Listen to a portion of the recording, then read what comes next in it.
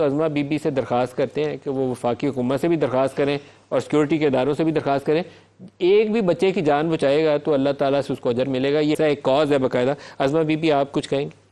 जी बहुत शुक्रिया। पहले तो मलिक साहब यकीनन ये कुरम की सूरत हाल सबसे पहले जब जो है वो 26 नवंबर का धरना वरना करने की तैयारी हो रही थी ना, ये उस वक्त शुरू हुआ था। सबसे पहले मैंने अपनी प्रेस कॉन्फ्रेंस में उस वक्त भी गुजारिश की थी सूबाई हुकूमत से कि ये आपका काम है, इस तरफ जो है वो ध्यान करें। वहाँ पर लोग जो है उनकी जो कत्ल गारत की सूरत हाल शुरू हो गई है, लेकिन वो नहीं हो सका।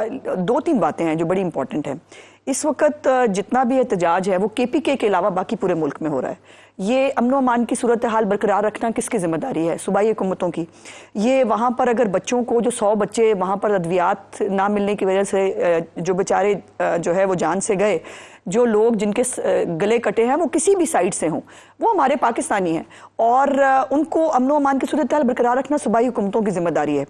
और लामा साहब ने दुरुस्त कहा कि तवज्जो नहीं है, लेकिन तवज्जो जो है वो वफाकी हुकूमत जो है वो अपने तौर पर वो भी दवाइयाँ भेज रहे हैं, चीज़ें भेज रहे हैं। सबसे पहले पंजाब हुकूमत ने जो है वहाँ पर अद्वियात भी भेजी, एयर एम्बुलेंस भी भेजी, बहुत सारे लोगों को एयरलिफ्ट किया, उनको रावलपिंडी जो है अस्पताल में भी लाया गया। जो इमदाद जा रही है लाखों लोग एग्जैक्टली खुलनी चाहिए, इसमें कोई दूसरी राय नहीं है। लेकिन उसमें मेन स्टेक होल्डर वहाँ की अपनी सूबाई हुकूमत है, जिसकी अमनो अमान भी जिसकी जिम्मेदारी है, जो उसके डोमेन में आता है। 12 साल से वहाँ तहरीक इंसाफ की हुकूमत है और अलामा साहब उनके अलाई भी हैं। यकीनन इमरान खान साहब से भी मुलाकात उनकी होती है और वो कहते हैं कि बात करें। कौन करे बात? वो जिरगा बुलाने की बात करें, वो करें जिरगा जो है वो करे। किसने करना है जिरगा?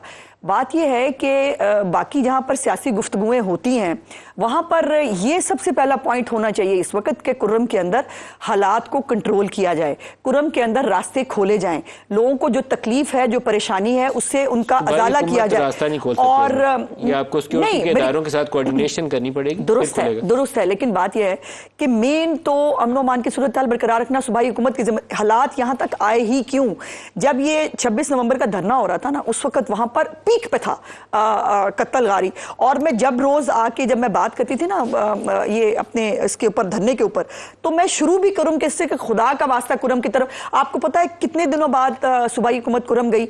ये पूरा जो 3-4 दिन के बाद कुरम के अंदर जो है वो उनका एक लॉ मिनिस्टर और शायद 2-3 लोग और गए और उसका पूरा ये धरना वरना वाइंड अप होने के बाद जो है वो सूबाई हुकूमत को ख्याल आया। बट अब मेरी गुजारिश है कि इसके ऊपर इमरान खान साहब सब गुजारिश करें, उनसे मुलाकात भी होती है कि अगर गंडापुर नहीं कर सकते तो इमरान खान साहब जो इतने बड़े लीडर हैं तहरीक इंसाफ के, उनको भी यकीनन कंसर्न होना चाहिए कुरम के अंदर जो हो रहा है। वो गंडापुर साहब को क्यों नहीं हिदायत देते? अब ये जो असला की एक बात, जो एक कॉन्फ्लिक्टिंग चीज़ नज़र आ रही है और बकौल अल्लामा साहब के कि एक शायद फरीक ने जो है वो इसके ऊपर रजामंदी भी इजहार कर दी है, दूसरे ने नहीं की।